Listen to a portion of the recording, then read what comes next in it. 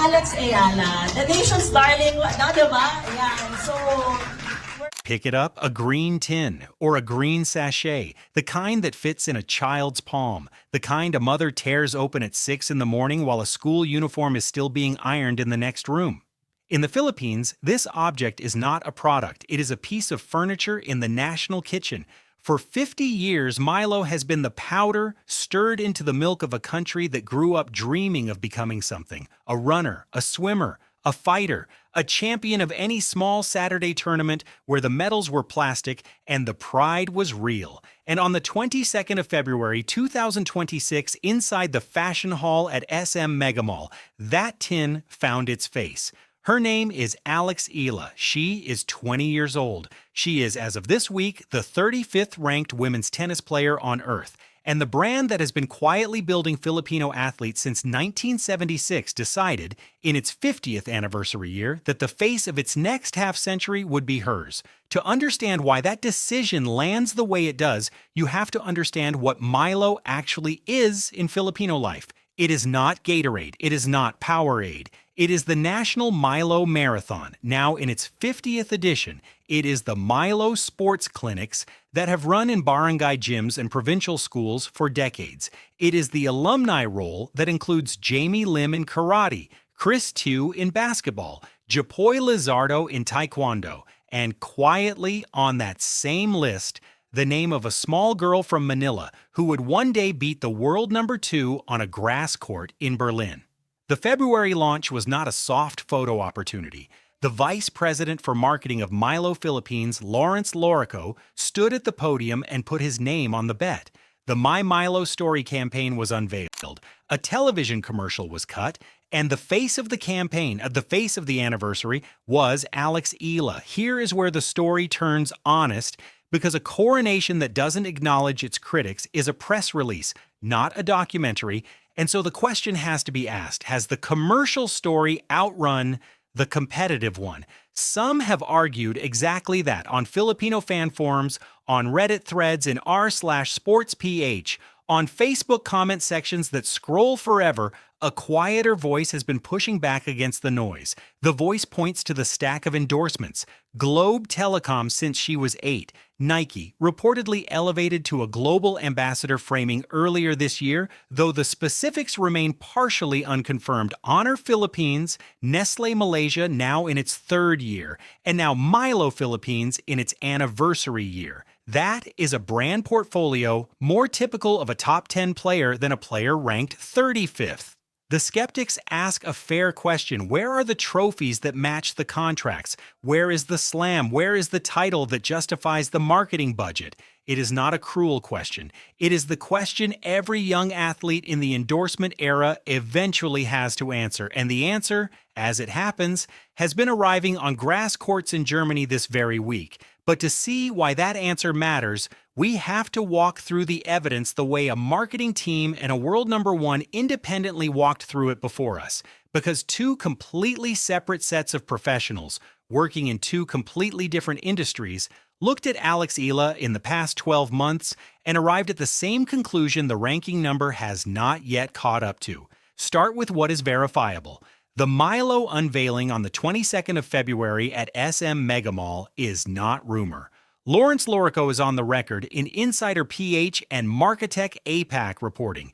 The launch coincided with Milo Active Pilipinas 2026 and the 50th edition of the National Milo Marathon.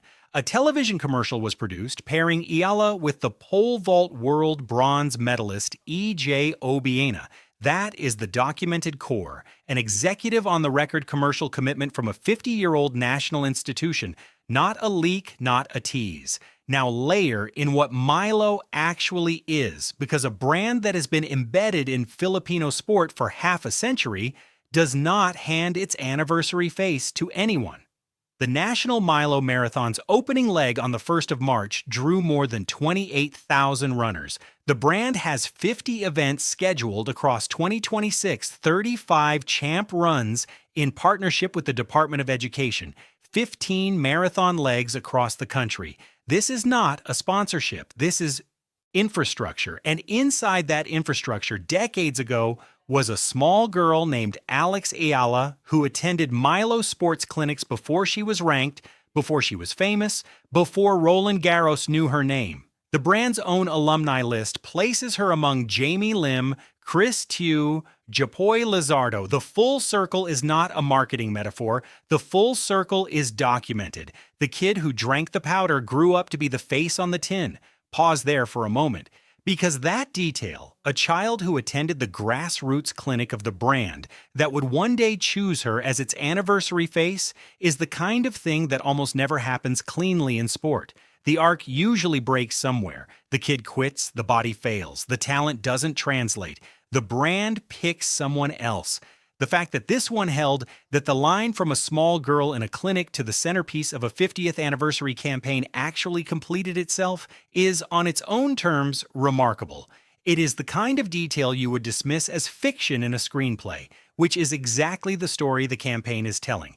The My Milo Story television commercial pairs Eala with Obiena, two individual sport athletes, both competing at the world level, both Filipinos. That pairing is itself a signal. Filipino brands historically lean into team sports, basketball, volleyball, the safe domestic bet. Milo chose two athletes who compete alone, on global stages against opponents from countries with 30 times the budget. That is a philosophical bet, not a demographic one. And then in the same year that bet was made, the receipts began arriving in real time. On the 17th of June, Eala beat Donna Vekic 7-5, 6-4 in the first round of the Berlin Open.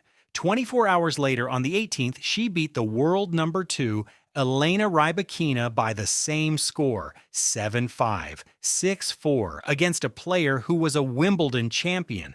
On grass, the surface Eala has historically been least comfortable on.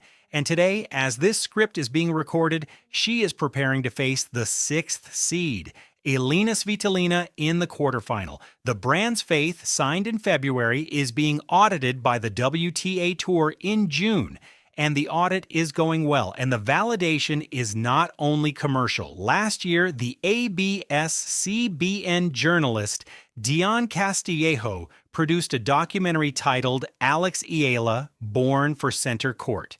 It aired on the ABS-CBN YouTube channel, and it remains there now.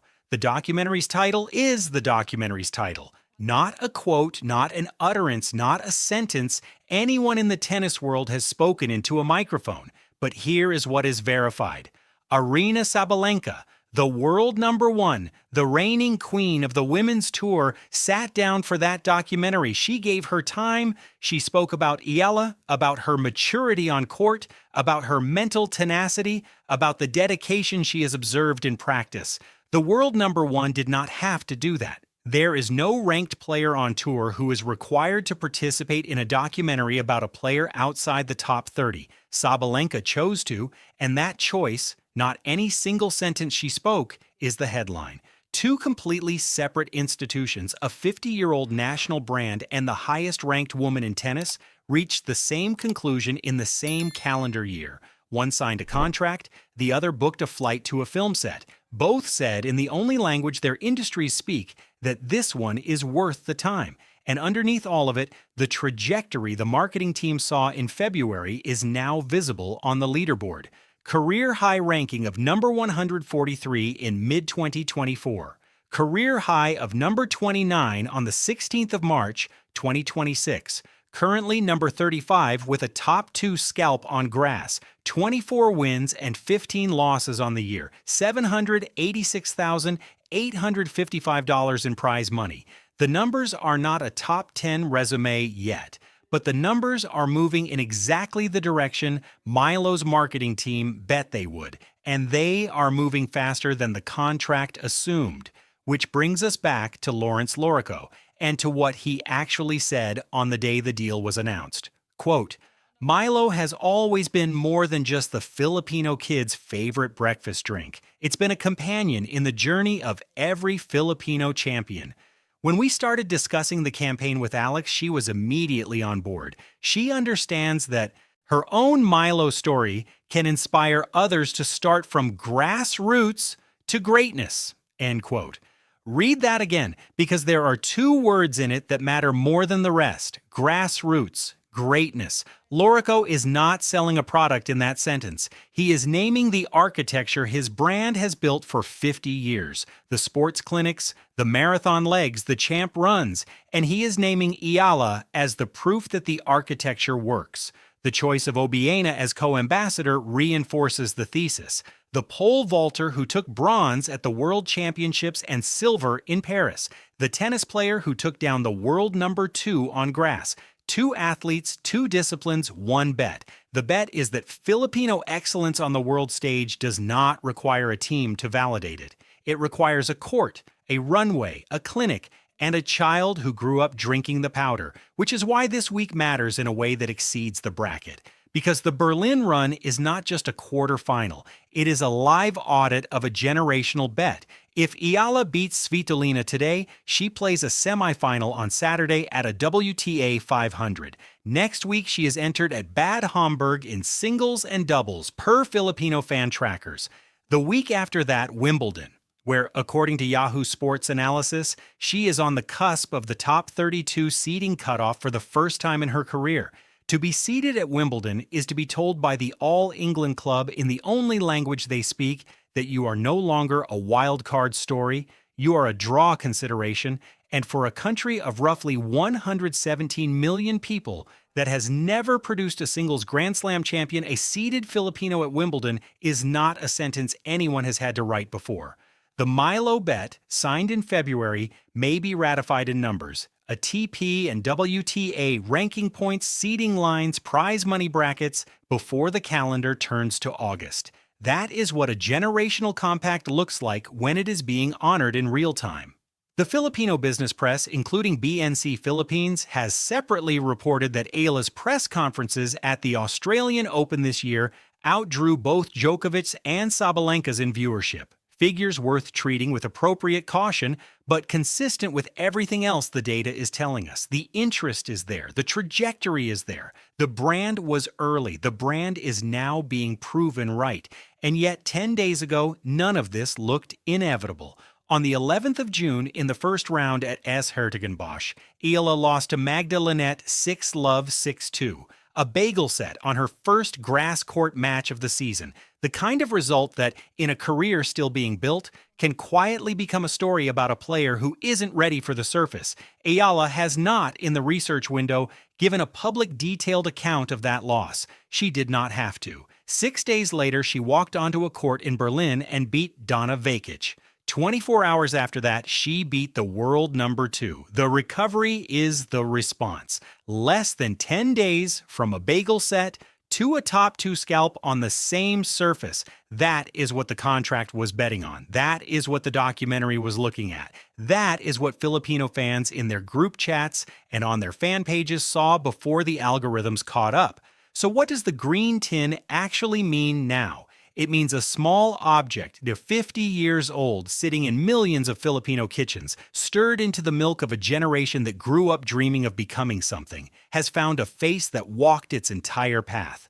From a child at a sports clinic to an alumna on the brand's own roster, from a wild card ranked outside the top 150 to a top 30 player taking down the world number 2 on grass, from a documentary the world number 1 agreed to participate in, to a launch event where the marketing chief of a 50-year-old national institution put his name on the bet. She represents the moment a Filipino childhood object looked up from the kitchen counter and found, for the first time in 50 years, a champion who had walked the full length of the architecture it built and who is still walking it on grass against the world's best while we watch. The quarterfinal against Svitolina is later today. If you are reading this in the Philippines, you will know the result before the West Coast wakes up. If you are watching from anywhere else in the world, watch the Berlin Open draw. Watch the Bad Homburg entry list. Next week, watch the Wimbledon seeding cutoff. And if you are a Filipino fan reading this, you saw it first. You were stirring the powder into your milk long before the rest of the tour learned how to pronounce her name. The country you grew up in just put its face on the tin. The face is hers, and the tournament is still playing.